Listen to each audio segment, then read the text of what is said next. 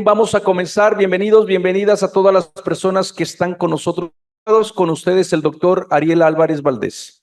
Estaban trabajando dos obreros en un andamio. Andamio se dice en un 10º piso, y de pronto uno de ellos le da ganas de ir al baño. Y bueno, baño, y el compañero que queda solo, justo que estaba trabajando solo, se le corta la cuerda, cae al suelo y muere. Al día siguiente, entonces, este compañero salvado con su señora se van al velatorio. Estaban todos los familiares ahí, y de pronto llega un señor de traje, corbata, y dice: perdón, ¿quién es la viuda?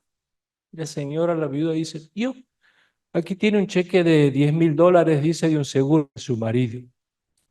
Al ratito viene otro señor: perdón, ¿quién es la viuda? Dice la señora: aquí tiene un cheque de $5,000 de un subsidio de la caja social. Al ratito, otro señor: perdón, ¿quién es la viuda? Aquí tiene un cheque de $15,000 de la indemnización, dice, de la empresa. La señora del tipo, del compañero que se había salvado, lo mira, dice: ¿y el señor?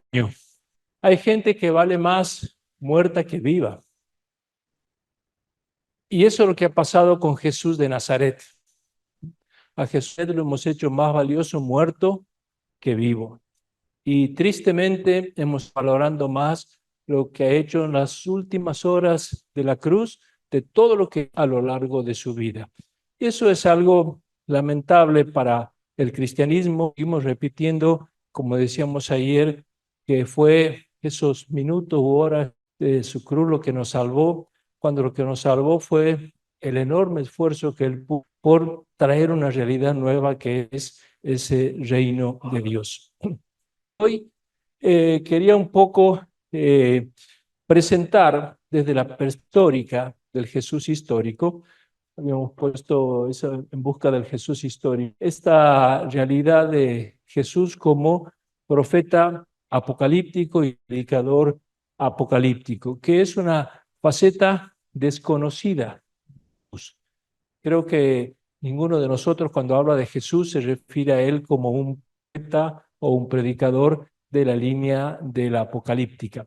Acuérdense que era un movimiento dentro de los muchos movimientos judíos que había, y Jesús en ese movimiento. Eh, Voy a empezar con una pequeña introducción para que nos ubiquemos en este Jesús.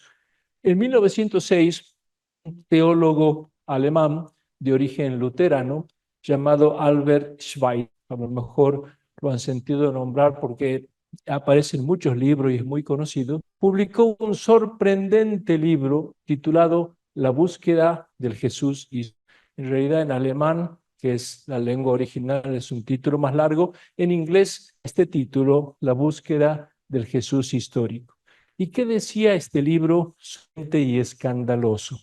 En ese libro afirmaba que Jesús de Nazaret había sido un predicador apocalíptico. Imagínense en 1906 decir estas cosas y fundamentarlas, sobre todo. Él de Jesús estaba convencido durante su vida pública y durante los años que el fin del mundo era inminente, que Jesús pensaba que ya llega el mundo, el fin de los tiempos, que es lo que llamamos el reino de Dios. Cuando nosotros hoy hablamos de la llegada del reino, es lo que, en otras palabras, es el fin del mundo, porque el reino de Dios pone fin al mundo que se conocía. Decía que Jesús estaba convencido de que Dios iba a intervenir en el mundo de un a otro. En cualquier momento Dios se metía en la historia y convulsionar todo esto para hacer aparecer este reino. Que Jesús estaba convencido de que Dios iba a acabar con todos los poderes del mal, empezando por los y después siguiendo por todos los malvados que había en la tierra. Dios iba a abolir las instituciones humanas, políticas y religiosas. Y que Jesús estaba convencido a instaurar un nuevo orden social sobre la tierra, que eso es el de Dios. Estas afirmaciones,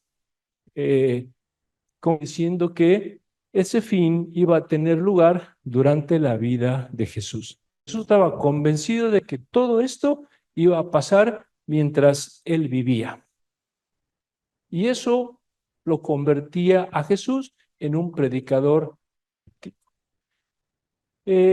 Solo voy a hacer una pequeña alusión a la vida personal de Schweitzer, porque realmente, aparte de teólogo extraordinario, ha sido una persona increíble, un hombre fantástico. Schweitzer fue un personaje excepcional como teólogo, sino que fue un superdotado en muchos campos y en disciplinas. Por ejemplo, era un eximio médico, filántropo y músico, uno de los mayores concertistas de Bach de su tiempo. Daba conciertos en toda Europa y además lo hacía de una manera magistral, innovadora. Inventó una forma de ejecutar a Bach de una manera mucho más armoniosa, según él lo decía, por supuesto. Imagínense que un extraordinario teólogo sea un concertista de Bach, y aparte médico, y aparte filósofo, y aparte filántropo. Ya, como digo, Dios lo dotó de unas habilidades increíbles. Como teólogo, donde él se ganó su gran reputación, ya que fue el que encarrilando, dirigiendo la investigación histórica de la Biblia hacia el camino correcto. ¿Cuál es este camino correcto? La Apocalipsis, que en esa época no era tenida en cuenta. Investigadores, un poco antes de Schweitzer, ya habían llegado a llegar a conclusiones parecidas, pero es este libro de él, del Jesucristo, el que terminó sacudiendo toda la teología y todos los estudios. Por eso a él se le debe el mérito de haber encaminado y el estudio del Jesús histórico en esta línea. En eso que mencionábamos de 1906, analizaba los retratos históricos de Jesús ofrecidos por autores hasta su época. No sé si han estudiado o profundizado algo del Jesús histórico, que el nacimiento de los estudios del Jesús histórico tiene un nacimiento en 1776, que es la fecha en la que se publican por primera vez los estudios del Jesús histórico. La primera persona que estudió al Jesús histórico fue un alemán. Todos son alemanes siempre en esto, de apellido Reimarus. Y Reimarus escribió libros y fue el primero en decir: lo que dicen los evangelios no es historia, está teñido por la fe de los 4 evangelistas. Una cosa tan obvia, nadie la había dicho. Y él es el primero en decirlo, pero no se animó a publicarlo. Y se murió en 1774 y recién en 1776, 1778, un discípulo publicó en forma de artículos los libros, artículos, los escritos que había hecho Reimarus. Y los publicó en forma anónima, porque tampoco se animaban a quemarlo este pobre hombre, dándole estas investigaciones. Que alguien diga que los evangelios, así como están, no ha pasado exactamente así, en 1700 era una bomba. Pero ahí se empezaron a replantear muchos autores, a decir: y tienes razón, Jesús caminó realmente sobre las aguas, realmente lo sacó a Lázaro 4 muertos dentro de una tumba, realmente pasaron estas cosas, estuvo 40 días en el desierto con Satanás así a cara descubierta. Todas estas cosas tienen que ser relato de... Entonces, empezaron varios autores a pintar por primera vez Jesús histórico. Y se empezaron a hacer distintos retratos del Jesús histórico, y decir: no, Jesús histórico tiene que haber sido así. Y otros decían: no, así. Y otros: no, así, no, así. Empezaron a aparecer varios retratos, descripciones del Jesús histórico. El Jesús de la fe es el que está en el, eso no se discute. El tema es el Jesús histórico, el que está por abajo fe. Y Albert Schweitzer, cuando escribió, empezó a criticar todas estas propuestas de los Jesuses históricos y empezó a decir que no estaban bien hechas. ¿Por qué? Porque él decía que estos autores que trataban de presentar la figura del Jesús histórico, en vez de recuperar al Jesús histórico sepultado tras el dogma, habían sus propias ideas sobre Jesús. O sea, las ideas preconcebidas que así lo pintaban al Jesús histórico. Entonces, los autores decían, el Jesús histórico era un católico, y los metodistas, no, metodista, y los adventistas, no, era un adventista, y los evangélicos, no, o sea, cada uno proyecta religión sobre el esfuerzo del Jesús histórico. Y entonces Schweitzer dice, no valen estos esfuerzos que se han hecho. El Jesús reconstruido siempre acababa compartiendo la ideología del autor. No eran retratos vivos, no eran retratos que reflejaran verdaderamente.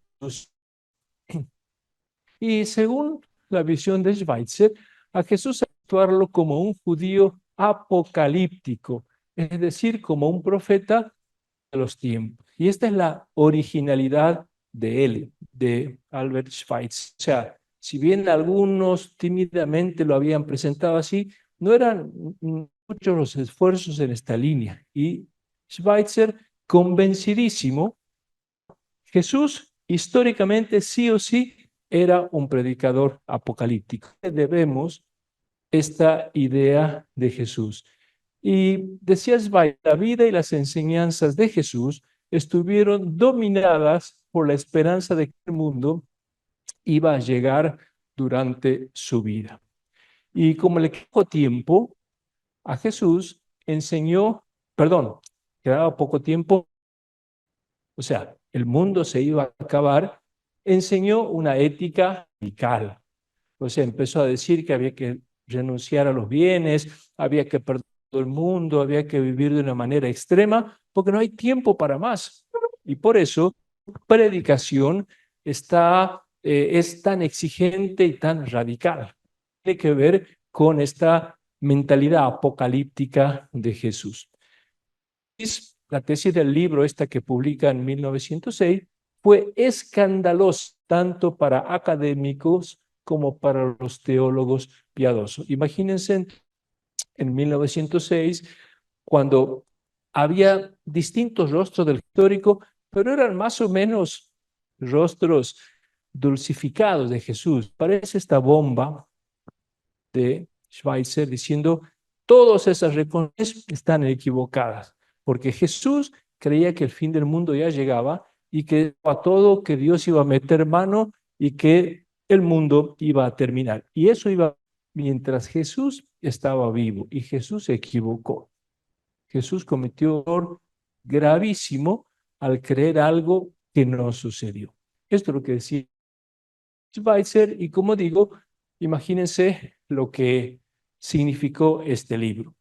Y volviendo a Schweitzer, él dijo, bueno, este es el Jesús que realmente existió, y al final pensó que no valía la pena seguir investigando porque el estudio teórico e histórico no llevaba a ninguna parte. O sea, ¿para qué sentido tiene investigar a este Jesús apocalíptico? Encima se equivocó, predijo un fin del mundo que no llegó, y ahora que lo que importa, decía él, es seguirlo a Jesús en la vida. La solución era que uno, en vez de estudiarlo a Jesús, darlo a Jesús y hacer lo que él hizo. Y esta fue lo que le hizo un clic en su mente a Schweitzer. Y entonces fíjense, a los 30 años, en la edad que se jubilaban en aquella época, ya era famoso en toda Europa, conciertos y con todo lo que hacía, dejó su importante cátedra teológica, futuro como músico, y se puso a estudiar medicina para ayudar a los pobres, porque él se dio cuenta de que la mejor forma de conocerlo a Jesús de Nazaret era hacer lo que él había hecho. ¿Y saben qué hizo con su medicina? Se fue como misionero al África donde trabajó en Lambaréné, es una región del centro de Gabón, en el África, y ahí trabajó como servicio de los excluidos según las bienaventuranzas de Jesús y cuidando leprosos. El primer año atendió unos 2000 leprosos, cuenta él. El Alge fundó un hospital y se casó y con su señora se fueron a Gabón y creó este hospital y se puso a atender a estos excluidos. Y en 1902 ganó el Premio Nobel de la Paz por toda su prédica, por su incansable trabajo humanitario en el África a favor de los enfermos. Cada tanto abandonaba Gabón y se iba a Europa para dar conciertos, recaudar dinero y traer para este hospital que él atendía. Murió en el año 60 en Lambaréné, en Gabón, o sea, en la misma África que había sido Sion y su entrega, ahí terminó muriendo. Y cuentan que ese día en Lambaréné los de la selva resonaron tristemente diciendo el doctor Blanco ha muerto. Tenía 90 años. Con los tambores mensaje y el mensaje que resonaba en todas partes era este.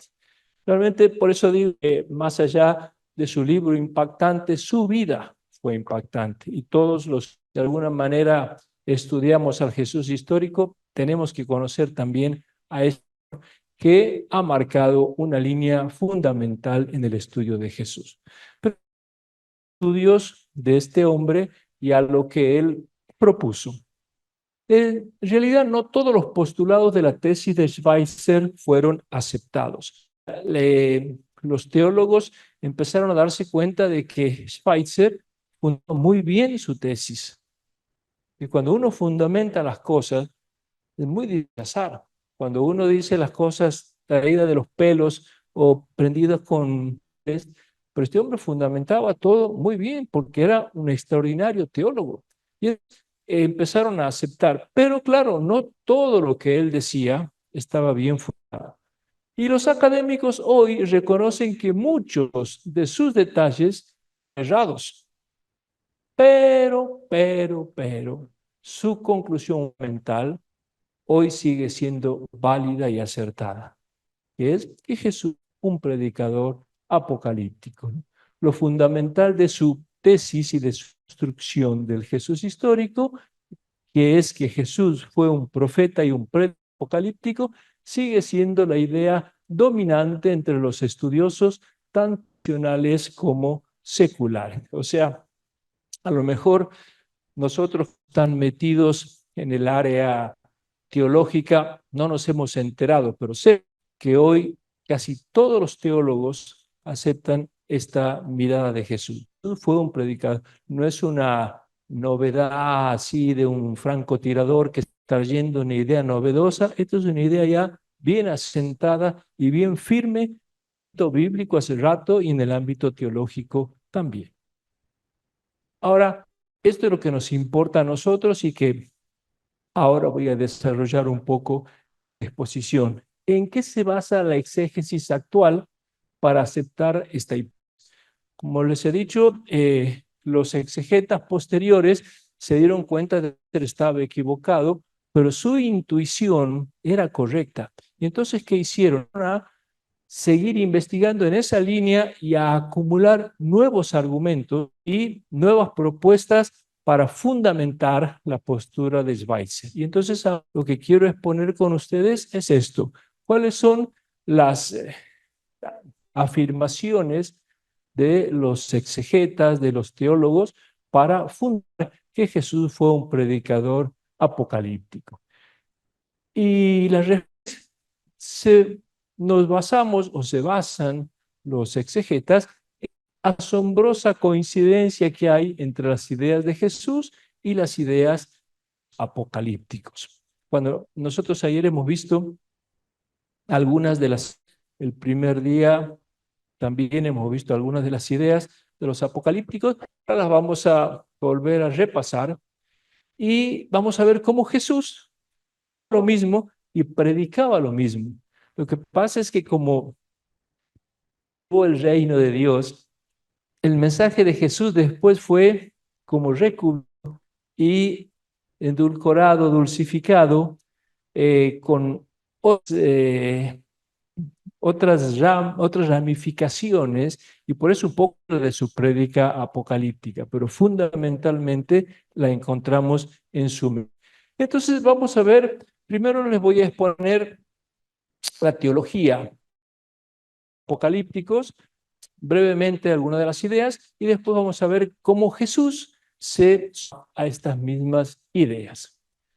Los apocalípticos se dieron cuenta, hemos dicho todos estos días, de que las antiguas ideas sobre Dios, de cómo Dios actuaba en el mundo, ya no convencían. Hasta la intervención de estos azotes que empezaron a vivir en Antíoco IV, hasta ahí más o menos se aguantaba lo que decían, pero a partir de ahí ya se dieron cuenta que la realidad desmentía la teología. Y es muy duro cuando la realidad contradice, desmiente y nos obliga a replantear la teología. Y eso le pasó a los predicadores apocalípticos. Y se dieron cuenta que tenían que reinterpretar los acontecimientos, o sea, los acontecimientos teológicos. Se dieron cuenta que había que purificar la mirada. Y entonces empezaron a desarrollar un pensamiento final sobre Dios, por un lado, sobre el hombre, por otro lado, y sobre y el mundo. Y eso es, digamos, como hemos dicho ayer y ayer, eso fue el gran regalo, el gran se hicieron los apocalípticos, aunque hoy ya las ideas apocalípticas tampoco nos den. ¿Por qué? Porque la historia ha cambiado y es lógico. Y hoy tenemos que dar una respuesta que dentro de 100 años no van a servir, porque como nosotros tenemos que aportar un mensaje para salvar al hombre y el hombre cambia, el mensaje cambia. Y por eso seguir repitiendo cosas que hace 100 años, 2 años decía la iglesia para salvar al hombre de hace 100 años, el hombre de hace 100 años hoy ya... Y entonces no podemos seguir repitiendo estas cosas. Y es sobre yo creo que en la iglesia católica tenemos una deuda muy de planteo porque la última vez que hemos hecho un ajuste dogmático en la iglesia, ¿cuándo ha sido? En concilio. ¿Cuál concilio? ¿No? El Concilio Vaticano II fue un concilio pastoral, no tocó nada de los dogmas. El Concilio de Trento, 1545, o sea, nosotros hoy creemos del año 1545 y desde entonces no se ha vuelto a tocar la dogmática y la teología como tal. Entonces, el hombre del año 1545 hoy ya no existe. Entonces vamos a mencionar ahora solamente 4 ideas. Les voy a mencionar que son las más destacadas, las más relevantes de los apocalípticos. Van a mostrar cómo el pensamiento de Jesús de Nazaret estaba arraigado y enseñado con estas ideas apocalípticas. Vamos a empezar con la primera idea de los apocalípticos, el dualismo cósmico. ¿Qué es este dualismo cósmico? ¿Qué significa dualismo? Dos. Desde el punto de vista teológico, el dualismo es dos poderes sobrenaturales. Desde siempre los judíos habían creído que Dios era el único que gobernaba el mundo. Por eso solo Dios hacía y deshacía todas las cosas. Él era el responsable de todo. Era la suprema autoridad y él hacía y deshacía todo lo que sucedía sobre la tierra, lo bueno y lo malo. Si nacía un bebé en una familia de inmensa alegría, Dios mandaba la vida. Y si se moría alguien, Dios mandaba la muerte. Si alguien recibía una buena noticia, Dios la mandaba. Y si Dios lo mandaba. O sea, todo lo bueno y lo malo, lo feo, lo lindo, lo triste y lo alegre, todo lo hacía Dios. Y esto lo dicen claramente los profetas. Yo pongo un par de citas nomás, pero esto lo encontramos a lo largo de todo el Antiguo Testamento. Isaías dice, desde el oriente al occidente no hay nada fuera de yo soy Yahvé y no hay otro. Yo modero la luz y creo las. Yo hago la felicidad y creo la desgracia. Yo soy Yahvé, todo esto. Y ellos no tenían problema en aplicarle a Dios lo bueno y lo malo. Fíjense que hoy todavía hay cristianos que cuando el problema es, y bueno, hay que aceptar la voluntad de Dios, tienen una desgracia, tienen una muerte, y aceptamos lo que Dios dispone. O sea, todavía hay gente que Dios cree que manda la muerte, manda la enfermedad, y nosotros mismos, si yo les pregunto a ustedes, ¿ustedes creen que manda cosas malas? Todos van a decir, no, pero en cuanto tenemos una enfermedad, tenemos un accidente, lo primero, Señor, ¿por qué estás permitiendo esto? Inconscientemente miramos hacia arriba, Señor, ¿por qué estás permitiendo esto? ¿Y saben qué nos inventamos? Dios lo permite para nuestro bien. No, Dios nunca manda nada malo por algo bueno. Dios cuando quiere mandar algo bueno, manda. Nunca manda jamás nada malo por algo bueno. Y a veces decimos, bueno, da este mal por un bien. Eso es una ofensa a Dios.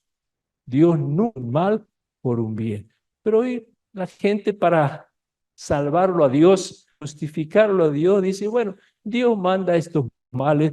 Esto lo vemos muchísimo en los velorios, cuando uno va y escucha que los familiares, y bueno, Dios ha permitido, todas estas ideas son de esta época antigua. Dice Oseas, vengan, volvamos a Yahvé, porque Él nos ha desgarrado y Él nos curará. Él nos ha herido y Él nos vendará. O sea, Dios, lo bueno y lo malo. Claro, estas ideas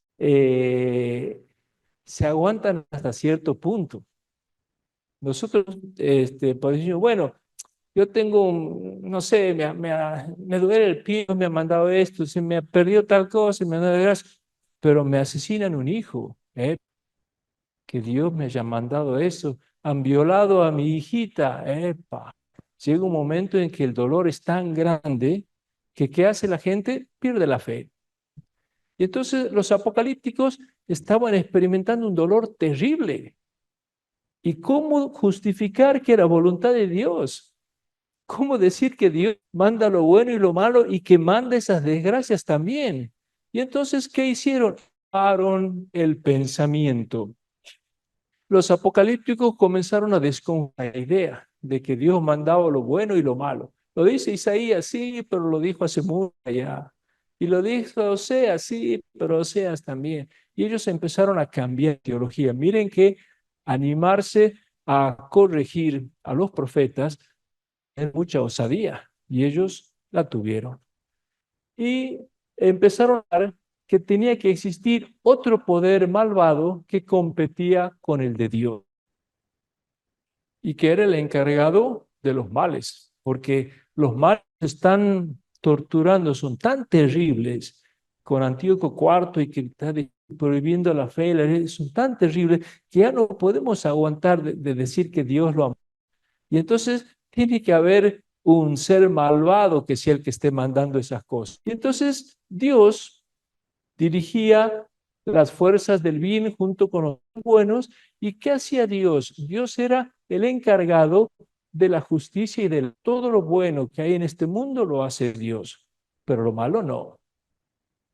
He descubierto que hay otro ser que hace eso. ¿Y quién es ese ser? Satanás o diablo o Belcebú, como quieran, que está acompañado por una trupe de niños que se encargan de el pecado y de la muerte y de todas las desgracias. Y eso se llama dualismo. Dualismo. ¿Por qué? Porque Satanás llega a ser una figura casi al nivel, casi al mismo nivel de Dios. Y así como Dios manda lo bueno, Satanás manda lo malo. Por eso es un dualismo. El mundo era un inmenso campo de batalla entre esas dos fuerzas y los seres humanos estaban en medio de esa lucha para los apocalípticos. Nadie era neutral. O se estaba con Dios o se estaba con el diablo. O se estaba o con las tinieblas, pero nadie era neutral. Y si yo decía, tengo fe en Dios, automáticamente estaba con Satanás. porque nadie puede estar o con uno o con otro. Y si alguien no era aliado de Dios, era del diablo. Hoy hay gente que tiene este pensamiento dualista y que cree que hay un poder grandísimo que es el de Satanás, que también se ocupa de mandar desgracias. Todo se ve mucho en las iglesias evangélicas y en las iglesias protestantes, que yo lo digo porque veo mucho los programas de televisión con estudiadores evangélicos que hablan permanentemente de que si usted tiene es el diablo, es Satanás el que está haciendo estas cosas, está generando. ¿Y por qué Dios le permite? No, no es que Dios le permite, son dos poderes que hay. Está el poder del mal y el poder del bien. Entonces, perdón, entonces los apocalipsis trataron de salvar a Dios con este dualismo. Empezaron a decir, no le podemos achacar a Dios que haya este mal, haber otro ser y ese pasó a ser el diablo. Segunda idea teológica de los apocalípticos, el origen del mal. Tradicionalmente, para los judíos, ¿de dónde venía? ¿Qué les parece? ¿De dónde venía? ¿Por qué había mal en el mundo a la teología judía? ¿Mm? Muy bien. ¿De qué relato? Del relato del Génesis, muy bien, de Adán y Eva. Dios había creado el mundo bueno, pero resulta que los primeros hombres pecaron y ahí aparece el mal. O sea, hasta que el hombre no pecó mal, pero fue por culpa del primer hombre y la primera mujer que comienza a aparecer los males y las enfermedades y la tierra que está desértica, la falta de agua, la falta de comida y al final la muerte. Todo viene por culpa del hombre. Y es responsabilidad humana ya todos estos males. Esto claramente es la teología judía y lo encontramos en los textos. Según la tradición judía, los males que sufría el hombre eran consecuencia de su pecado. Y como ustedes maravillosamente me lo han dicho recién, Génesis enseñaba que Dios creó un mundo bueno, pero el hombre con su ciencia desencadenó todos los males. Y entonces todos los males que nosotros sufrimos es porque alguno de nosotros ha cometido. Pregunto, ¿los apocalípticos podrán sostener esto? ¿Estarán conformes con esta respuesta? Acuérdense siempre que los apocalípticos están enfrentando un mal espantoso, nunca visto, que ha caído sobre el país. Una cosa horrible. Y entonces, esta teología de que, bueno, nosotros hemos hecho algo más, eso nos ha venido. ¿Podrá los apocalípticos sentirse cómodos con esta idea? No, ¿por qué no?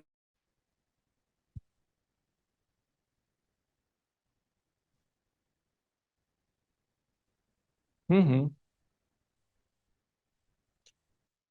Porque los males que nosotros podemos cometer, limitados. Yo me puedo pelear con mi vecino, enojarme con el otro, pero ¿qué pecados podemos cometer nosotros para que venga semejante mal espantoso país, que destruyan el templo, que contaminen con carne, con sangre de cerdo?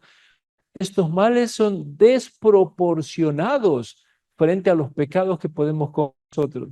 Entonces los apocalípticos decían, esta teología no va más. Debemos seguir diciendo que los males que estamos sufriendo es porque nosotros nos hemos hecho alguna macana y hemos hecho algo malo. Esto es desproporcionado. Aquí hay un mal exterior mucho más terrible. Entonces la teología del Génesis a ellos ya no les... Y la respuesta que daba la teología tradicional no iba. A pesar de que esta es la teología tradicional, miren, la encontramos en los profetas, Jeremías, Amós, Si ustedes que han leído muchas veces los profetas, siempre decían que todas las desgracias del pueblo eran por los pecados. Por tal pecado y por tal pecado viene esto. Los militares, los problemas económicos, los problemas de salud, todo era por lo nuestro. Y esta es la teología tradicional para los profetas y para todos los de aquella época, los fracasos políticos, las crisis del pueblo, todo castigo divino por los pecados. Y si se arrepentían, iban a obedecer a Dios, Dios los libraba de los males. Esta era la teología sencilla llegada de la apocalíptica. Por eso los profetas, ¿qué hacen? Permanentemente a la conversión. El país está mal, cambien de vida y va a estar todo mejor. Si ustedes se portan bien, pero claro, cuando uno ve lo que están sufriendo apocalíptico, por más que todos nos portemos bien, no acción. Y entonces esta teología dejó de ser válida. Para los apocalípticos, la explicación ya no era convincente. Primero, porque les mostraba que en el mundo no solo sufrían los pecadores, sino también los justos. O sea, mucha gente que se portaba bien y que hacía un esfuerzo por ser buena, padeciendo todas estas desgracias. Y en segundo lugar, perdón, porque la situación del pueblo no mejoraba nunca, ni cuando se arrepentían y volvían a Dios. O sea, muchas veces hacían ceremonias de conversión, pedían perdón, las desgracias seguían. Entonces no era cierto que las desgracias que ellos pasaban eran de sus propios pecados. ¿Y a qué conclusión llegaron los apocalípticos sobre este tema, sobre el origen del mal? Hasta ese momento el origen del mal venía de Dios, que los castigaba por culpa del pecado. ¿Qué habrán pensado los apocalípticos?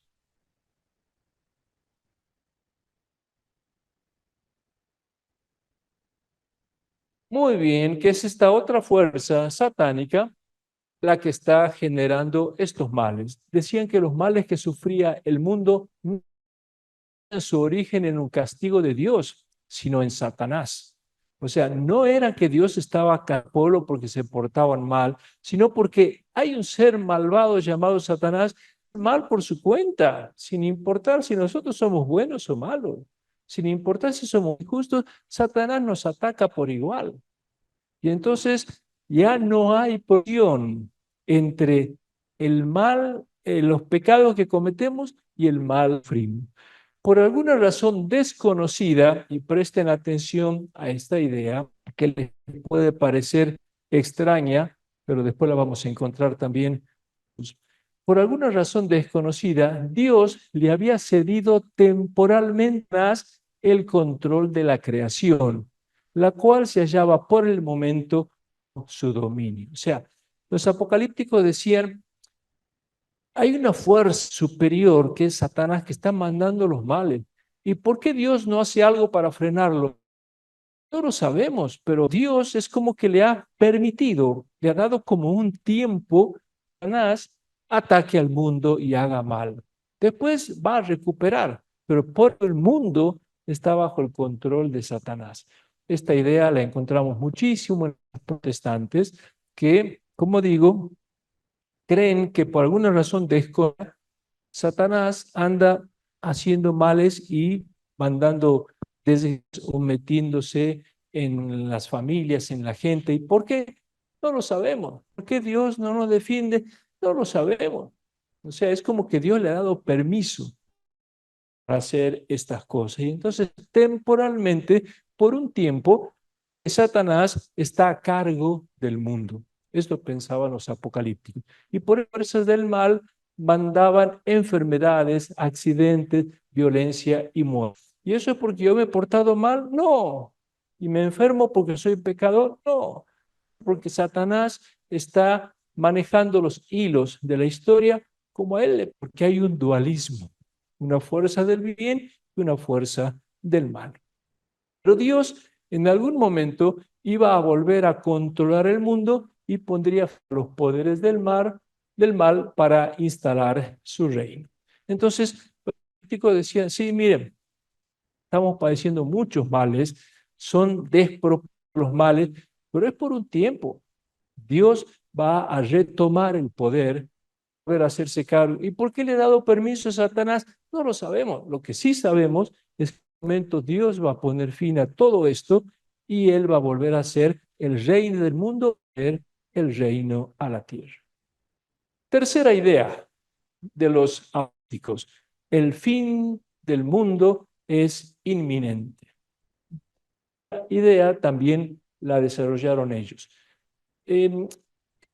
Los judíos tradicionalmente pensaban que algún día Dios iba a intervenir en la tierra, poner fin a las injusticias y un orden nuevo iba a aparecer en el mundo. Esto lo encontramos desde antiguo, cuando los judíos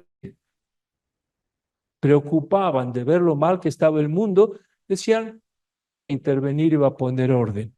¿Se acuerdan cómo se llamaba a ese momento en el que Dios iba a ir y poner orden? En la época más antigua, ¿cómo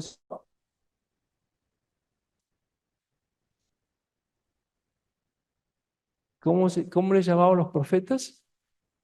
El día de, el día de, el día de Yahvé, el día de Yahvé, muy bien. El día de Yahvé era el día que aparece. Cuando venga el día de Yahvé, Dios va a intervenir. ¿Y qué era el día de Yahvé? El día en que se iba a cansar de ver tantas injusticias. Los reyes son unos corruptos, manejando malas cosas, va a llegar el día de Yahvé. Pero ¿cuándo? Nunca lo dijeron. Fecha.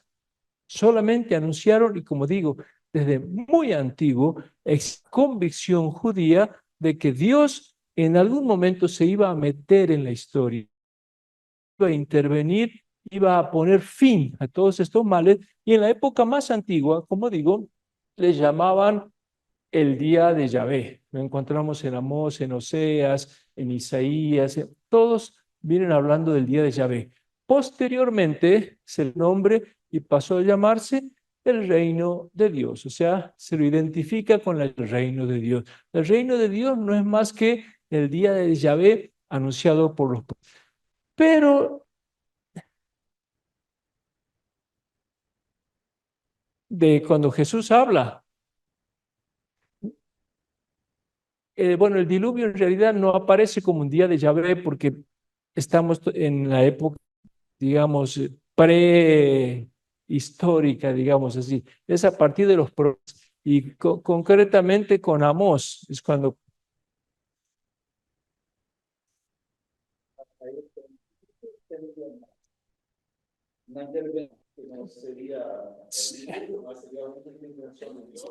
en realidad sería distinta. ¿Por qué? Porque lo que hizo Dios en el diluvio fue exterminar la humanidad para que aparezca una nueva. Pero aquí ya no va a haber más humanidad trabajando. ¿Por qué? Porque la humanidad, por más que se esfuerce, nunca va a poder hacer bien. O sea, el hombre nunca va a ser la solución de la humanidad, nunca. Le da plazos, le da permisos, pero el único que va a poder solucionar es Yahvé. Por eso se le llamaba el día de Yahvé. O sea, el día en que Dios tome en manos el carril de la historia y Él se ponga a gobernar. No había leyes de cómo iba a ser eso, no había imágenes concretas, se hablaba del día de Yahvé. Y ese día los profetas decían y pensaban, por más bueno que sea un rey, por más santo que sea un gobernante, favorecer a sus parientes, va a poner a alguno en el puesto, o sea, siempre sus puntos débiles. Nunca va a haber alguien que pueda gobernar completamente la entidad del mundo. El único que lo puede hacer eso es Yahvé. Y por eso el día de Yahvé en algún momento puede ser. Pero el punto débil de esta prédica era que nadie decía nunca cuándo. ¿Cuál fue la originalidad de los apocalípticos? Ya llega dar una fecha, cosa que nunca había hecho ningún. Y entonces, mientras la teología tradicional no sabía y pensaba que se iba a producir en algún tiempo lejano, porque no había signos señales, Los apocalípticos, por la dolorosa realidad que atravesaban, la convicción de que el fin del mundo ya estaba cerca. O sea, ya no podemos esperar más. ¿Qué más puede pedirnos Dios que aguantemos para que Él se meta en la historia? ¿Ya qué más nos puede pasar? Ya peor que es, acuérdense que para el mundo no era la inmensidad que es hoy para nosotros. El mundo era una cosa más chiquita, estaban sufriendo de una manera tan espantosa que era prácticamente todo el mundo estaba mal. Y entonces el mundo tenía que ser modificado y cambiado. Dios no podía pedir que se prolongara mucho más el sufrimiento de los fieles, porque si no, ya no iba a quedar nadie para poder disfrutar de esta intervenida. Si había tanto sufrimiento, era porque la situación no daba para. Y entonces ellos hacían el siguiente raciocinio: cuanto perdemos, más cerca está el fin. Y cuanto más dolorosa sea la situación, menos tiempo queda para que se acabe la historia. Los dramas que vivían, señal de que la historia ya se estaba acercando a su fin. Entonces, de ellos es haberle dado fecha general, no es que dijeron mañana pasado, pero le dieron una fecha, es inminente de este día de Yahvé que los profetas vienen anunciando hace tiempo. Sí. Ariel, con respecto a eso, sí, tú dices que mientras más mal la estemos pasando, cerca el fin, ¿no? Pero no provocaba también esa situación un cierto quedémonos tranquilos porque a pesar de lo mal que nos estamos pasando, se nos va a arreglar todo. Entonces no sucede nada. Sí, claro. Y esa fue la idea de los la idea teológica de los apocalípticos. ¿Qué podemos hacer nosotros frente a esto? Nada. Los macabeos dieron esta. Tenemos que salir a luchar y a combatir. Y esa fue la respuesta militar. Pero la respuesta lógica es, no tenemos nada que hacer. Mejor dicho, sí tenemos algo que hacer. Ser y perseverar. O sea, no pierdan la fe. Te están pasando cosas horribles, no la fe. Esa es la misión del creyente, no perder la fe por más dura que sea la realidad. Y entonces, digamos, esta situación que está viviendo no da para que el hombre haga nada. Por eso, después, no sé si se acuerdan, el segundo día, cuando vimos una de las razones por las cuales desaparece la apocalíptica, es por esto, porque no te da salida para que hagas. O sea, termina uno quedándose de brazos cruzados e inoperante porque es Dios el que va interviniendo. Y la última idea es la del reino de Dios, la cuarta idea de los apocalípticos. Profetas y la tradición judía hablaban de una intervención de Dios, no daban detalles. O sea, todos hablaban de que Dios en algún momento iba a intervenir el día de Yahvé, el día de Dios, pero ¿y qué iba a pasar? No sabemos, pero ¿qué? Y no sabemos. ¿Y en qué consiste eso?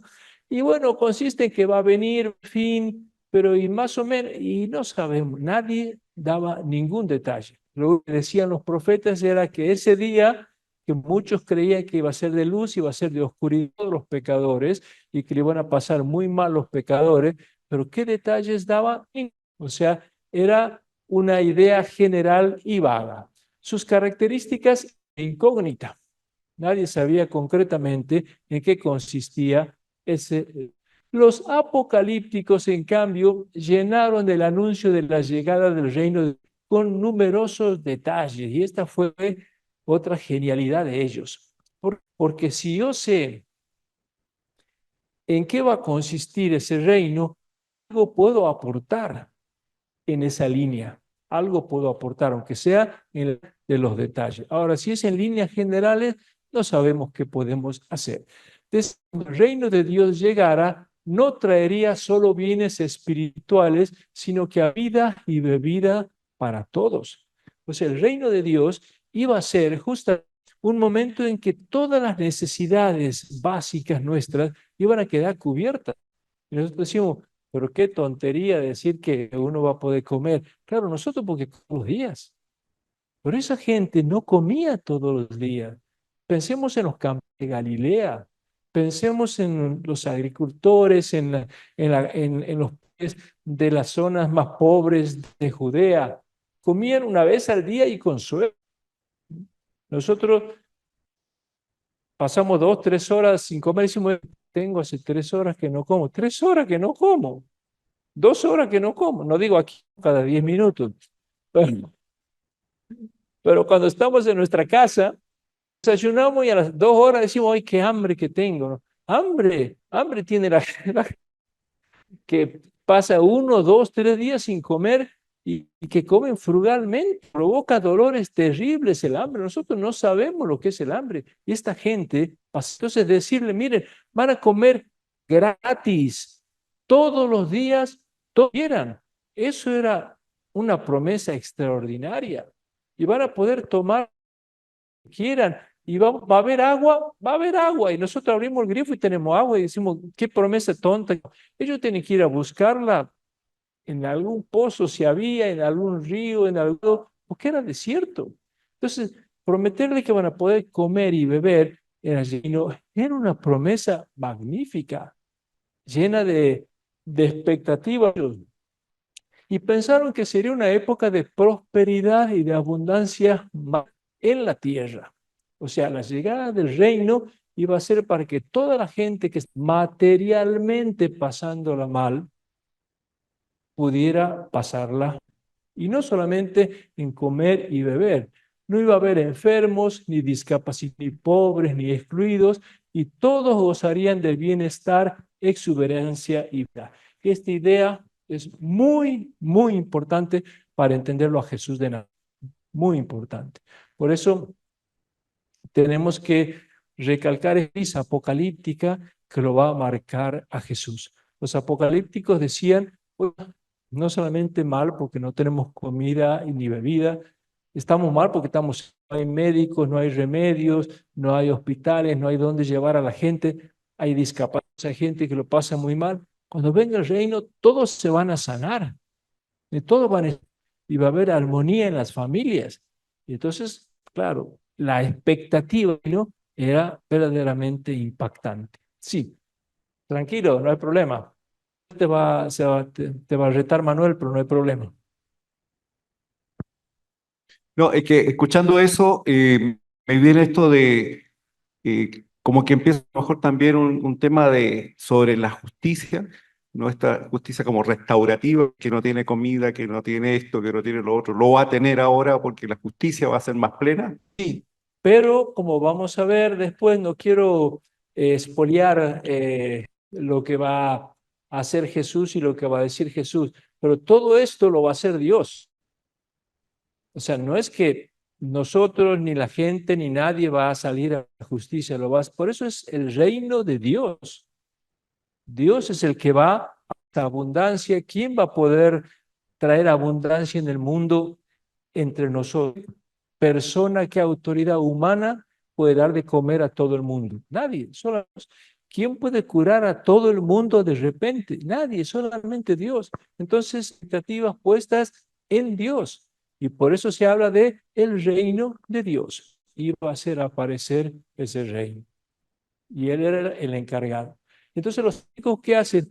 Lo anuncian para que la gente se alegre y para que la gente lo espere y no pierda la fe, porque lo terrible de esta situación, digo esta situación como nosotros ahora bajo Antíoco IV, lo terrible de esta situación es que nos hace perder. ¿Quién puede aguantar estos dolores? ¿Quién puede aguantar que tengo mi hijo que lo tengo que circuncidar?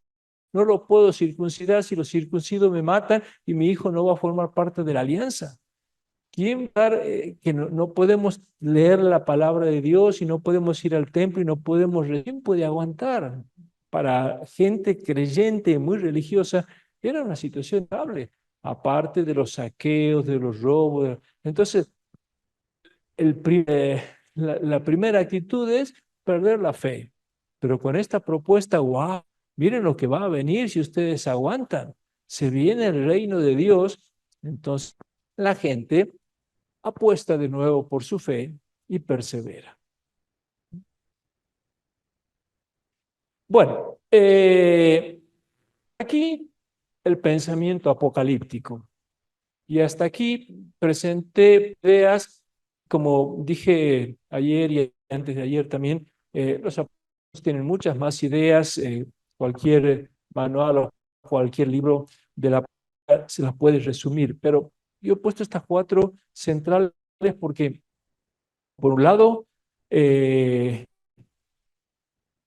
vertebrales en el pensamiento apocalíptico y por otro lado, van a ser vertebrales en el pensamiento. Hasta aquí, sí. No, simplemente es cómo encaja o cómo encajaría el libro de Job en esta teología dualista. No sé, me interesante pues por el planteamiento de Job, que es un hombre bueno y toda la desgracia que sobrecae en él y todo lo que tiene, ¿no? Bueno, Job es un libro que se escribió 200 años antes de este problema, que también responde a otra línea de pensamiento. Hasta el pensamiento de Job, em, la teología judía enseñaba que a los buenos Dios los ayuda y a los malos no.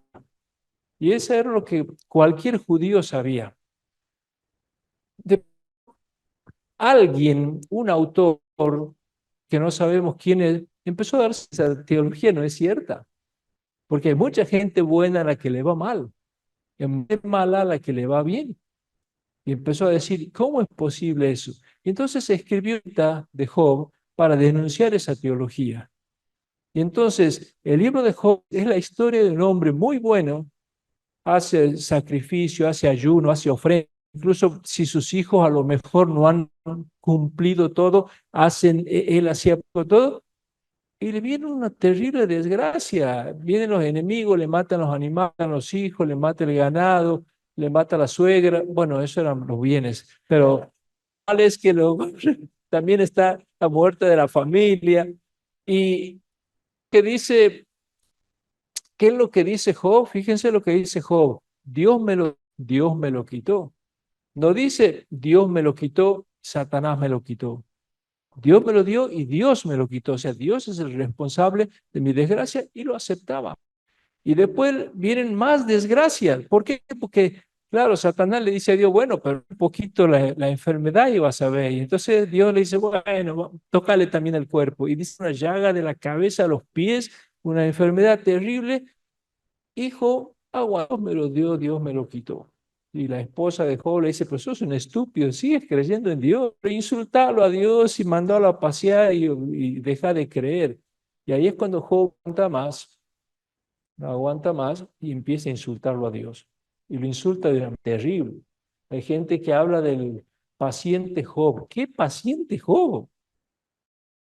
La gente que habla del paciente Job es porque no ha leído el libro de Job. Maldito el día que nací, maldito el día que la partera le anunció a mi madre que ha tenido un hijo, que ese día es oscuro y no haya luz, maldita mi familia. O sea, empieza a decir unas cosas terribles. O sea, no hay ninguna paciencia en Job. ¿Y por qué? Porque se queja de que no es cierto que a los buenos le va bien y a los malos. ¿Y cuál es la respuesta de Job? No hay. ¿Saben cuál es la respuesta del libro de Job? Bueno, como ustedes lo han leído, porque como es cortito, tiene 42 cada más. Entonces seguramente lo leerán todas las noches. Pero la respuesta es que el pobrecito, el autor que escribe el libro, no sabe qué dar. ¿Y saben qué solución da? Que al final le aparece Dios y le dice, ¿y vos me vas a decir las cosas? ¿Dónde estabas vos cuando yo he creado los cielos, la tierra, los cosa mayor, cuando le he dado la inteligencia a las aves, a los... ¿Dónde estabas vos? Vos me vas a decir cómo gobernar el mundo. Y que dice Job, tiene razón, he hablado mal, y se va el libro. ¿Y cuál es la respuesta? Y no hay respuesta. ¿Por qué? Y porque no hay energía, no había avanzado. Y hay falta ahí a que venga después el Eclesiastés a tener una crisis peor todavía. Peor, el Eclesiastés ya es un hombre que ya no solamente se queja de los males, sino de que un día me voy a morir. Presenta como si fuera Salomón. O sea, son respuestas diferentes a este problema como tal. Bueno, Hasta aquí entonces el pensamiento de la apocalíptica.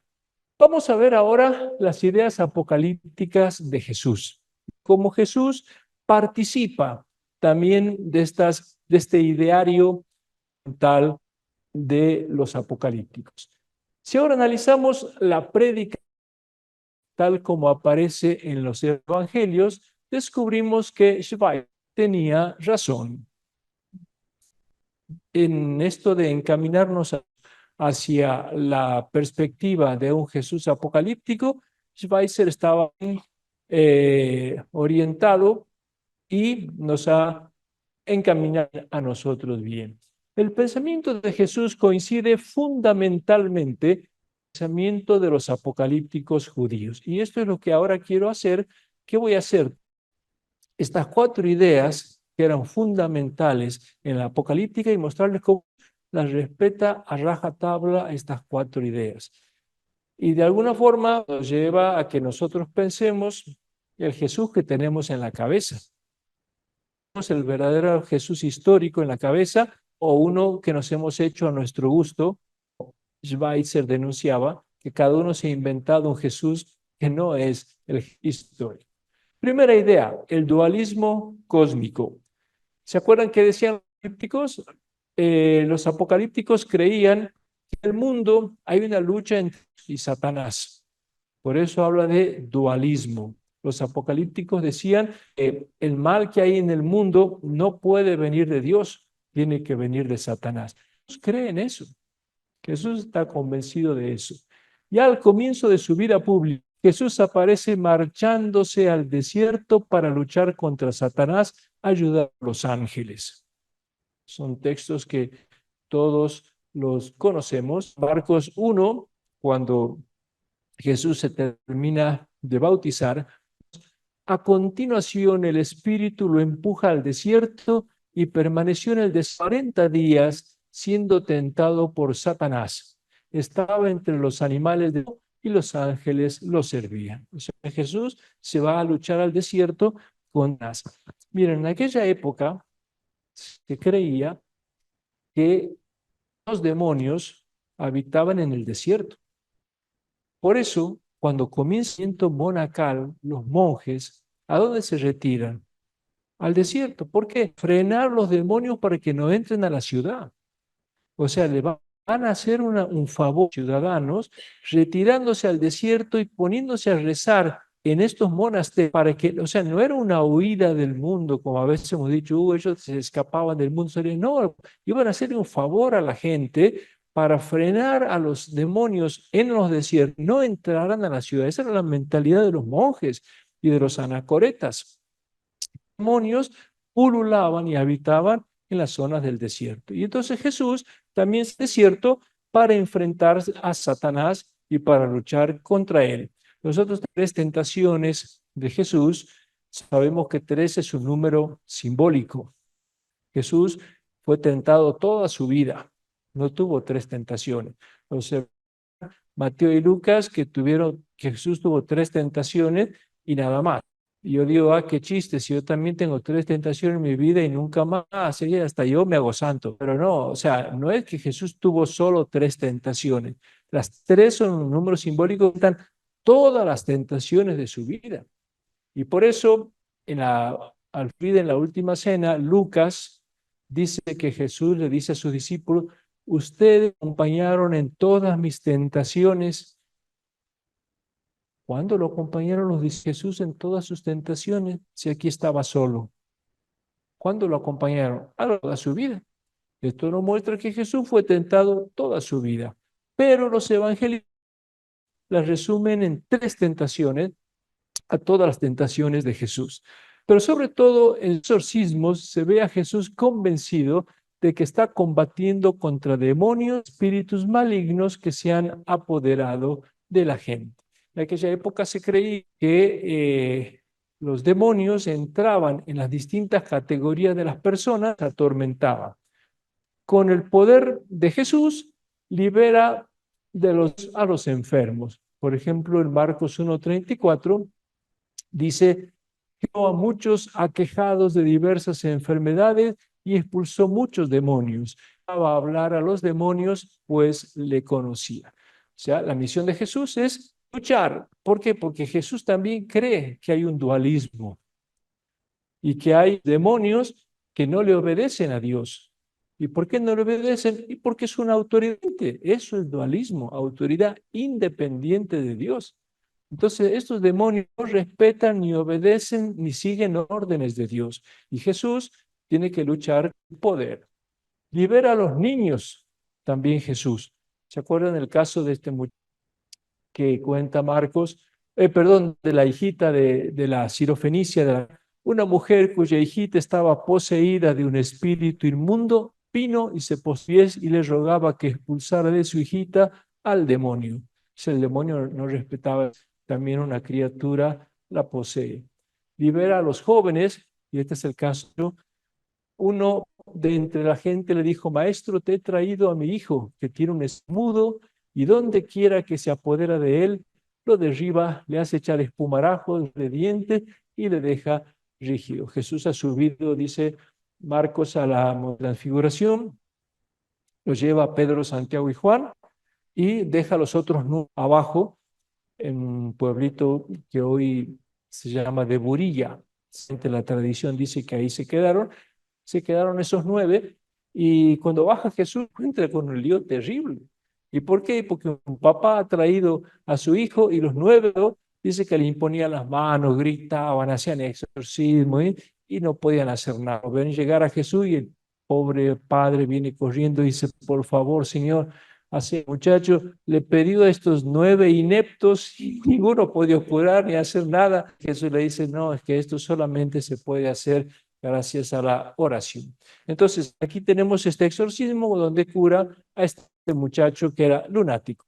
Libera también 3. En el caso de la mujer encorvada, en una sinagoga había una mujer, espíritu, tenía enferma hacía 18 años. Estaba encorvada y no podía enderezar. Al verla, Jesús la llamó y le dijo: mujer, queda libre de tu enfermedad. Miren, es muy importante. Esto necesitaría una clase entera explicarles, pero aunque sea en síntesis se los explico. En la Biblia no hablo que los demonios. El diablo representa el pecado, los demonios las enfermedades. El diablo representa la influencia moral, los demonios la influencia física. ¿Por qué? Porque la medicina de la época de Jesús conocía las causas de las enfermedades internas. La medicina de Jesús distinguía entre enfermedades externas e internas. Y las enfermedades externas, enfermedades. Un leproso es un leproso. ¿Por qué tiene la carne así? Y un paralítico es un paralítico. Y no sé, un manco es un manco. Pero de pronto, mudo. ¿Por qué no habla? Tiene boca, tiene lengua, tiene un demonio. De pronto aparece un sordo. ¿Por qué no oye? Tiene oreja. ¿Por qué? Tiene un demonio. De pronto aparece un loco. Por fuera es perfecto y orden, pero de pronto dice cosas absurdas.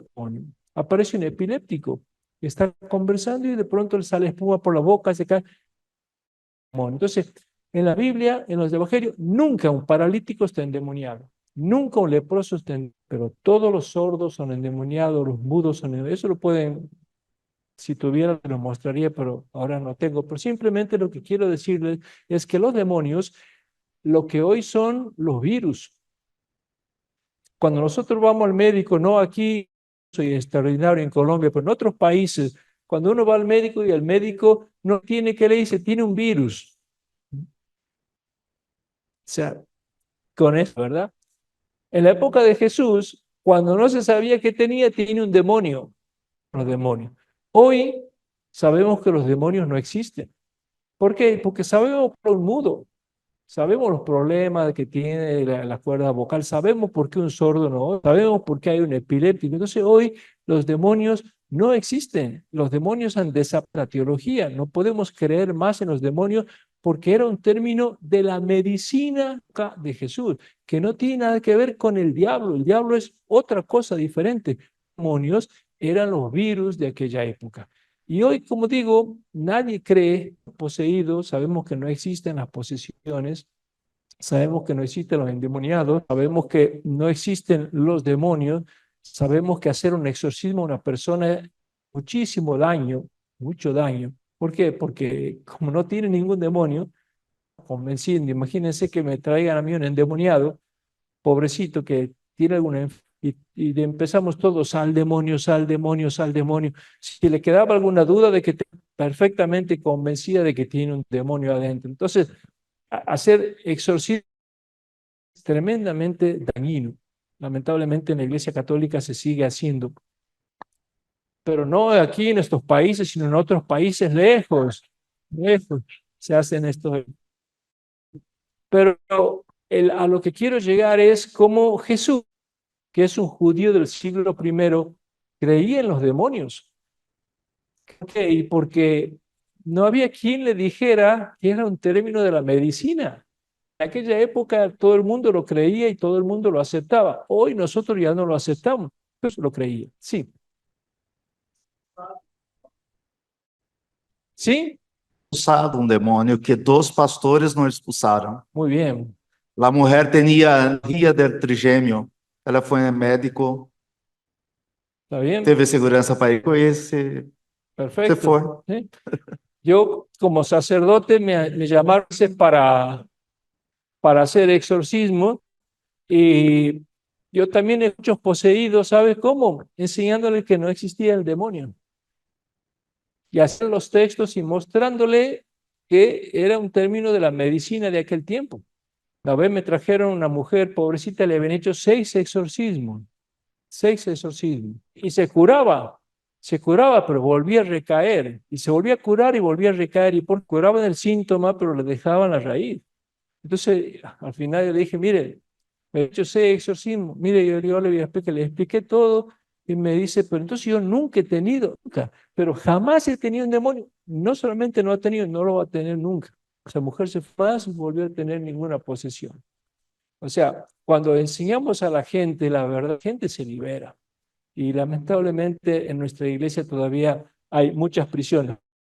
Lo que quiero llegar es que Jesús cree en los demonios y como judío de aquel tiempo es hijo de su tiempo y siente que luchar en este dualismo.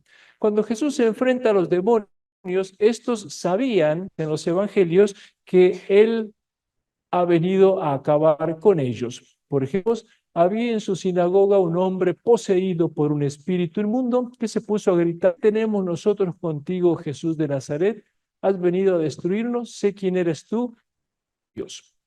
O sea, los exorcismos son una especie de batalla cósmica. Jesús libera con el poder de Dios contra Satanás. Por eso, siempre que Jesús aparece haciendo estos exorcismos, es por su mente apocalíptica de que hay un dualismo contra el cual él tiene que luchar. Jesús pasó tranquilamente por este mundo haciendo exorcismos, sino que fue duro conflicto en el que tuvo que ir liberando a todas estas categorías. Bueno, esta es la primera idea apocalíptica de Jesús. Segundo, el origen del mal. Y hemos visto cómo los apocalípticos creían que los males que le aquejaban al hombre se debían a que Dios, por un motivo desconocido, había permitido a Satanás dominar momentáneamente el mundo. Y Jesús también cree eso. Jesús cree que Dios le ha dado permiso a Satanás para que atormente a los hombres. ¿Por qué lo creen los apocalípticos? Y tenemos varios textos en los que aparece esta idea. Por ejemplo, cuando manda a los 72 discípulos, dice: regresaron los 72 alegres diciendo: Señor, hasta los demonios tienen tu nombre. Él les dijo: yo veía a Satanás caer del cielo un rayo. ¿Qué hace Satanás en el cielo? Domina desde el cielo, porque es un poder como Dios. Está junto a Dios, Dios y Satanás. Y los dos están luchando en este campo de batalla. Y Jesús cree que Satanás, pero con su llegada, empieza a caer. Con la llegada de Jesús, Satanás va perdiendo su lugar. Para Jesús, hasta ese momento, Desde las alturas ejercía su influencia y señorío, pero cuando él los manda a los discípulos a predicar, va perdiendo terreno Satanás. La idea de Jesús. En capítulo 12 de Mateo, cuando él hace los fariseos lo acusan, lo critican y dice, este expulsa a los demonios por Beelzebul, príncipe de los demonios. Pero Jesús les dijo, el reino dividido va a la ruina. Si Satanás lucha contra sí mismo, ¿cómo va a decir su reino? Pero si yo expulso los demonios por el Espíritu de Dios, es que ha llegado el reino de Dios. Miren, Jesús aquí habla del reino de Satanás. Jesús habla, ¿ven? ¿Cómo va a subsistir su reino? Para Jesús, Satanás es un rey poderosísimo, al mismo nivel que Dios. Idea apocalíptica. Dice que él reina sobre la tierra y tiene dominio y poder. ¿Y de dónde sacó ese Satanás para reinar? Jesús no lo explica, porque los apocalípticos no saben por qué Dios le ha permitido a Satanás que se haga cargo un momento del mundo y mande tantos males. Lo único que hace Jesús es afirmar que él con su misión le va ganando terreno a Satanás, pero es el que domina y gobierna. Miren esta otra idea en el capítulo 3 de Marcos, de entrar en la casa del fuerte y saquear sus bienes si primero no ate, entonces sí podrá saquear sus bienes. Jesús acaba de asismo y lo critican a Jesús, le dicen y Jesús dice, nadie entrar en la casa del fuerte. ¿Quién es el fuerte? Satanás. O sea, Jesús llama a Satanás el fuerte. Él es el poderoso. Es un título de Dios, pero para Jesús es un título de Satanás. Y también llama el dueño de la casa. O sea, nadie puede entrar en la casa del fuerte. O sea, Satanás es el dueño de la casa. ¿Qué es la casa? El mundo. El dueño de la casa es Satanás, el dueño de Satanás. Y miren qué curioso, ¿saben a quién los judíos, el dueño de la casa? A Dios. Y Jesús lo llama a Satanás. Y aquí les pongo algunas citas, algunos textos para que vean, por ejemplo, en el Tratado de Berajot, en el Midrash de los Salmos, aparece como el dueño de la casa. Y Jesús lo llama a Satanás, el dueño de la casa, el fuerte. Como apocalíptico, piensa que Satanás ocupa el lugar de Dios, pero gracias a sus exorcismos lo va a terminar atando para que vuelva Dios a gobernar. Miren este último texto de Juan. Ahora es el juicio ahora el príncipe de este mundo será echado afuera. Jesús le llama el príncipe de este mundo a Satanás. Todas estas son ideas prácticas que Jesús las ha mamado de este movimiento al cual él se ha adherido. Tercera idea, el fin inminente. Igual que los apocalípticos, Jesús estaba convencido de que el fin de los tiempos es inminente. Lo vemos en sus primeras palabras cuando Jesús sale a predicar. ¿Se acuerdan cuando Jesús, después del bautismo, dice Marco, después que Juan fue entregado, marchó a Galilea y proclamaba la buena nueva de Dios? El tiempo se ha cumplido, el reino está cerca. Palabras apocalípticas. Creer que ya llega el reino de Dios, eso es apocalíptico. A los discípulos les pide que anuncien también eso. Es cuando Jesús manda a los discípulos a predicar en el sermón. Jesús envió a los 12 con estas instrucciones. Vayan proclamando que el reino está cerca. O sea, Jesús lo pregona eso y los discípulos también que anunciar. Jesús varias veces va a decir que el mundo está cerca. Miren, por ejemplo, también en este texto de Mateo, cuando los persigan en una ciudad, huyan a otra. Y si también en esta los vayan a otra. Yo les aseguro que no acabarán de recorrer las ciudades de Israel antes de el Hijo del Hombre. Este otro texto les decía también que algunos de los aquí presentes no morirán sin ver antes la venida de Dios con poder. Estas frases las tiene que haber dicho Jesús. ¿Saben por qué? Porque es cierto que en los evangelios hay muchas frases que Jesús no las dijo y que le en su boca, pero le pusieron en su boca para hacerlo quedar bien. Estas frases lo hacen quedar mal a Jesús.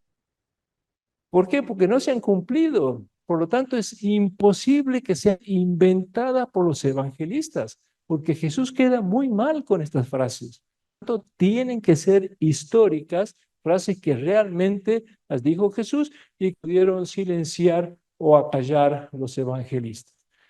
También en sus secciones Jesús permanentemente les dice, prepárense, cuídense porque ya llega el rey. Capítulo 13 de Marcos, el famoso sermón escatológico.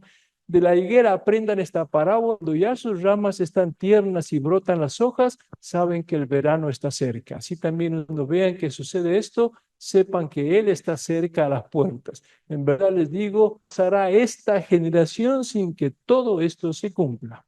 Esta generación. En el versículo 33, estén alertas y vigilen porque no saben si llegará ese momento. Sería absurdo que Jesús les pida que vigilen si va a venir siglos después. Si tienen que vigilar ellos es porque ellos van a presenciar. En Mateo, también ustedes estén preparados porque en el momento menos pensado, el Hijo del Hombre. Lucas 21, no se dejen aturdir por los excesos, la embriaguez y la de la vida, para que ese día no caiga de improviso sobre ustedes como una trampa, sobre todos los habitantes de la tierra. Bueno, hay que cuidar los excesos, hay que decir al Padre esta noche, no tiene que haber excesos de festejo. Bueno, esta invitación a la vigilancia solo tiene sentido si para Jesús el momento ya estaba a las puertas.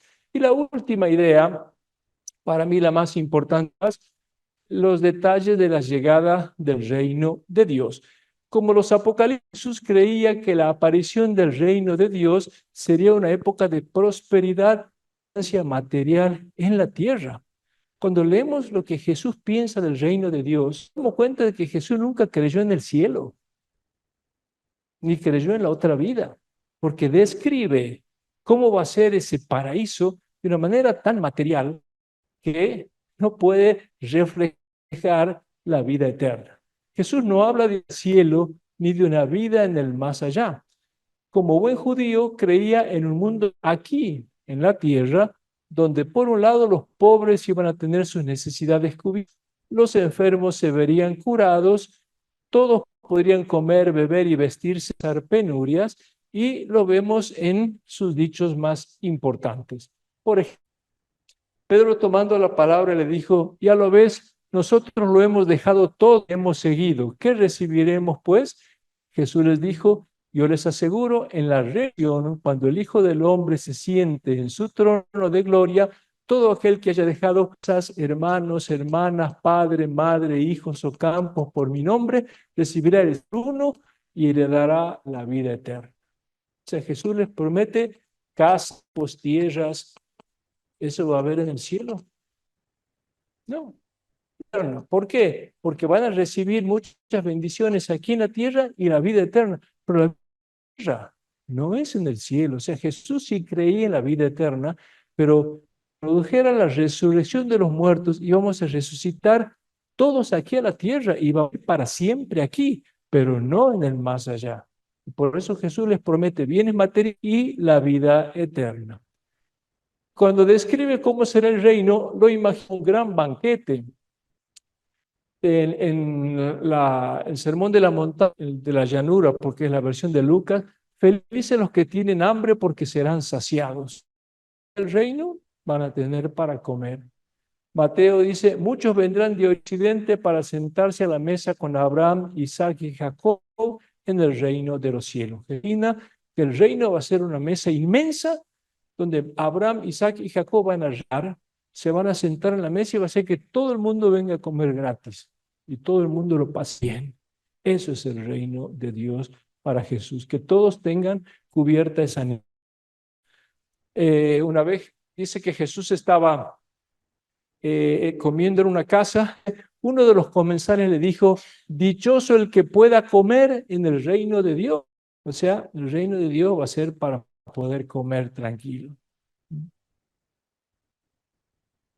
no estén preocupados diciendo qué vamos a comer, con qué vamos a vestirnos. Busquen primero el reino y su justicia y todas esas cosas se les dará por dura. En Lucas 22, en la última cena, ustedes son los que han perseverado conmigo. Yo por mi parte dispongo un reino para ustedes, como mi Padre lo dispuso para mí. Coman y beban a mi mesa en mi reino. Este es el reino de... Vemos entonces que las promesas de Jesús para la vida futura son bastante terribles.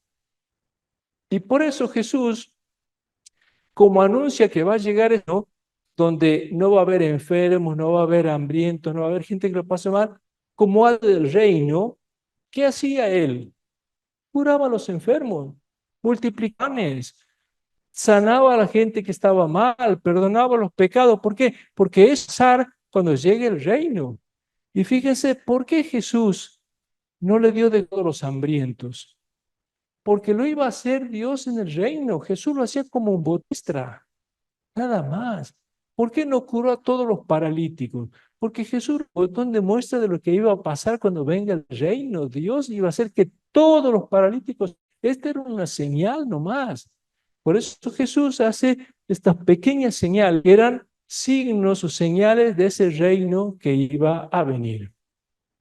Así se entiende que durante su vida le dedicara tanto tiempo a asistir a enfermos, multiplicar panes, comer con los pecadores y excluidos. Y era una manera de adelantar la llegada del reino, que consistía en el bienestar de la gente. Bueno, conclusión, fue un profeta influido por la corriente apocalíptica y probablemente la conoció de Juan el Bautista y luego la desarrolló a su manera. Por eso el único tema de su predicación fue que lo conocemos en Lucas, salió y se fue a un lugar solitario, la gente lo andaba buscando y llegando donde él, tratando de retenerlo para que no los dejara. Pero él les dijo, en otras ciudades tengo que anunciar la buena nueva del reino de Dios, porque para esto he sido. Bueno, con esto terminamos y aquí quisiera hacer una reflexión y un pensamiento. Jesús, de lo único que habló en su fue la llegada del reino. Y la llegada del reino era un mundo mejor. Un mundo mejor, no hubiera hambre, no hubiera injusticia, no hubiera enfermos, nadie lo pasara mal. Ese fue el sueño. Y es el sueño más grande jamás imaginado. Ningún ser humano nunca se imaginó semejante proyecto como el proyecto de Jesús. Y ahora la pregunta del millón. ¿Jesús se equivocó? Porque ese reino no llegó. Nunca llegó el reino.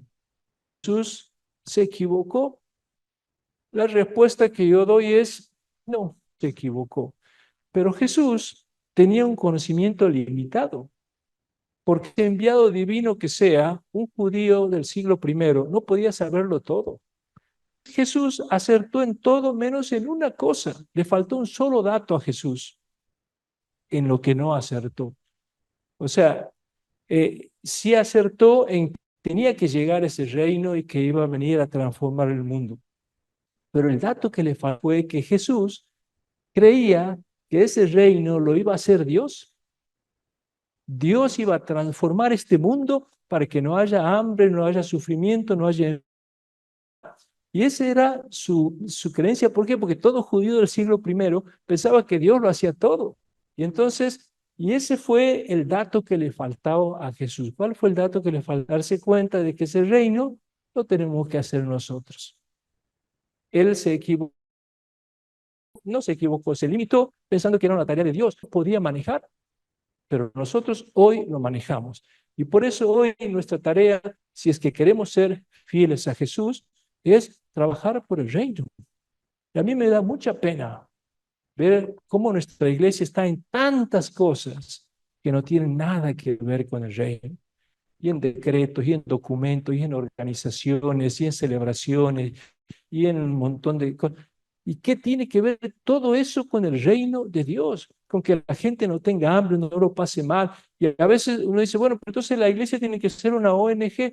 No sé, si le cortamos al evangelio las hojas donde Jesús curaba a los enfermos y a los paralíticos, va a quedar muy poquitas, ¿eh? Muy poquitas nos va a quedar en el evangelio, porque fue la tarea principal de Jesús.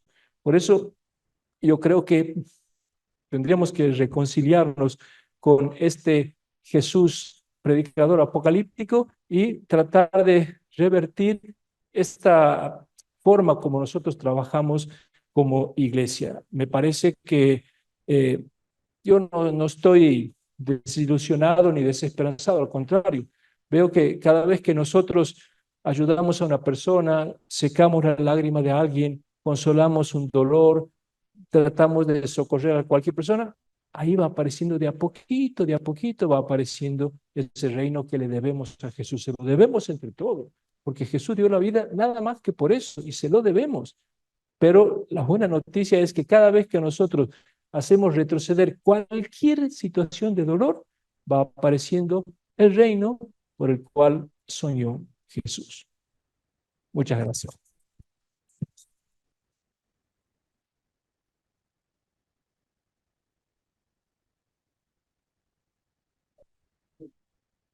Sin ganas de celebrar ya nada.